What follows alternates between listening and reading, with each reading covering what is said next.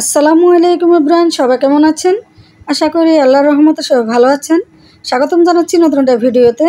আজকে রান্না করব চিচিঙ্গা দিয়ে পাবদা মাছ। তো আমি বাজার থেকে একেবারে তাজা পাবদা মাছ নিয়ে আসলাম। তো মাছটাকে এখন কেটে নেব, কেটে ভালো করে ধুয়ে পরিষ্কার করে নেব। এখন হলুদ মরিচ মেখে আমি মাছটাকে হালকা করে ভেজে নেব। আর মাছটা ভাজি করে রান্না করলে তরকারিটা খেতে খুবই ভালো লাগে, না হলে একটা কাঁচা গন্ধ থাকে। তো মাছটা এক পাশ হয়ে গেছে, আর এক পাশ উল্টিয়ে দেবো। এখন বেশি একটা ভাজবো না, বেশি ভাজলে তরকারিটা খেতে ভালো লাগবে না। তো এখন আমি হাঁড়িতে কিছু পরিমাণ তেল দিয়েছি। এখন পেঁয়াজ কুচি দিয়ে দেবো। পেঁয়াজটাকে হালকা লালচে কালার করে ভেজে নেব, যাতে পেঁয়াজের মধ্যে যে একটা কাঁচা গন্ধ থাকে ওটা চলে যাবে।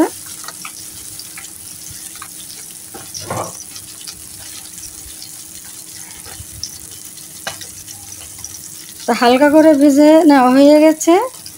এখন আমি হাফ চা চামচ রসুন বাটা, হাফ চা চামচ জিরা বাটা দিয়ে দিলাম। তো সামান্য কিছু পানি অ্যাড করছি, অফ ক্যামেরাতে দিয়ে দিলাম। তো এখন 1 চামচ লাল মরিচের গুঁড়া, আর হাফ চা চামচ হলুদের গুঁড়া, হাফ চা চামচ ধনিয়ার গুঁড়া দিয়ে দিলাম। সামান্য পরিমাণ লবণ দিয়েছি। তো মশলাটাকে ভালো করে কষিয়ে নিতে হবে, আর মশলাটা যতই কষাবো তরকারিটা খেতে ততটাই ভালো লাগবে। তো আমি সামান্য কিছু জিরার গুঁড়া দিয়ে দিলাম। তো মশলাটাকে অনেকক্ষণ ধরে কষাবো, তেলটা উপরে বেশি ওঠা পর্যন্ত আমি কষিয়ে নেব ভালোভাবে। তো কষানো হয়ে গেছে। এখন চিচিঙ্গা আর একটা বড় সাইজের আলু ভালো করে ধুয়ে পরিষ্কার করে নিয়েছি আমি। তো এখন সব মশলার সাথে ভালো করে মিশিয়ে নেব। তো কয়েক মিনিট ঢেকে দিয়ে কষিয়ে নেব আমি।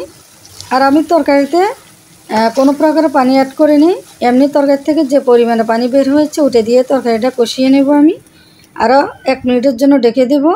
আর এদিক দিয়ে আমার মাছটা ভাজি করা হয়ে গেছে।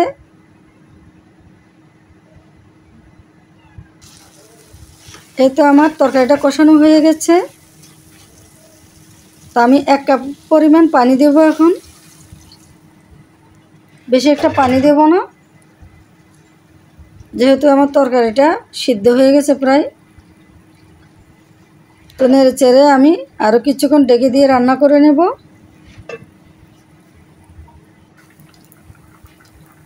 এই তো আমার তরকারিটা প্রায় সিদ্ধ হয়ে গেছে। এখন ভেজে রাখা মাছগুলো আমি তরকারির উপরে দিয়ে দেব আলতোভাবে, যাতে মাছটা ভেঙে না যায়, যেহেতু এই মাছটা খুবই নরম মাছ।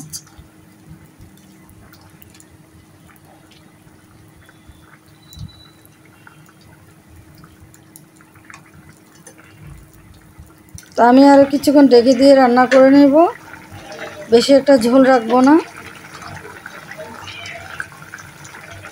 আর এই পাবদা মাছটা আমার খুবই প্রিয়।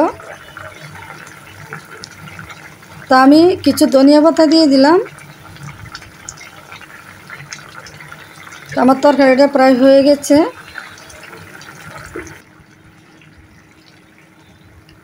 তো হয়ে গেল আমার চিচিঙ্গা দিয়ে অসাধারণ মজার পাবদা মাছের তরকারি।